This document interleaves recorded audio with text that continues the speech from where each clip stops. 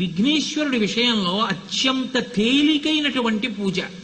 ఆయన దగ్గరికి వెళ్ళి వేళ్ళిలా మడిచి చివర ఈ మధ్యలో ఉండేటటువంటి వాటితోటి ఇలా 3 సార్లు కొట్టుకుంటే ఆయన మురిసిపోతాడు. ఎందుకని అలా కొట్టుకోవడం అంటే మురిసిపోతాడంటారేమో, ఒకానొకప్పుడు అగస్త్య మహర్షి కొట్టుకున్నాడు ఆయన దగ్గర. అలా ద్రవిడ దేశానికి నీళ్లు లేవు, నీళ్లు లేకుండా ఎండిపోయి దాహార్తితో కేకలేస్తుండేది. మంత్రజలాల్ని కమండలంలో పెట్టుకుని అగస్త్య మహర్షి కూర్చున్నారు పర్వత శిఖరం మీద. కూర్చుని ఉంటే చూశాడు వినాయకుడు. వాళ్ళు పిళ్ళయార్ పిళ్ళయార్ అని పెద్ద కొడుకు గారు అని వాడవాడలా విఘ్నేశ్వరుడు గుడి కట్టి పూజిస్తారు. అయ్యో పాపం, వీళ్ళకి నీళ్లు లేవు, వీళ్ళని అనుగ్రహించాలి, అగస్త్యుని యొక్క మంత్రపూరితమైన కలశ ఒలికిపోతే నదిగా మారుతుందని వెంటనే వాళ్ళని రక్షించడం కోసమని చెప్పి ఓ చిన్న పిల్లాడి రూపంలో వెళ్ళి ఇలా కిందకి తోసేశాడు.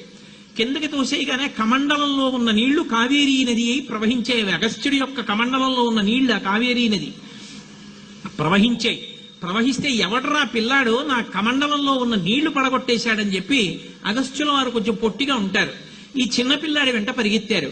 పరిగెత్తి ఆయన విఘ్నేశ్వర రూపాన్ని పొంది నించుండిపోయాడు. నించుండిపోతే అగస్త్యుడు చూసి, అయ్య బాబోయ్, మహానుభావుడు విఘ్నేశ్వరుడా, కావేరీని అనుగ్రహించడానికి నా మంత్రకమండలాన్ని పడగొట్టాడా అని క్షమార్పణ చెప్పడానికి వెంటనే ఇలా కొట్టుకున్నాడు 3 మాటలు. అప్పటి నుంచి వరం ఇచ్చాడు, ఎవరు ఏ దోషం చేసినా నా దగ్గరికి వచ్చి 3 మాటలు కొట్టుకుంటే వాళ్ళ యొక్క పాపాలు తీసేస్తానన్నాడు. అంతటి సులభుడు.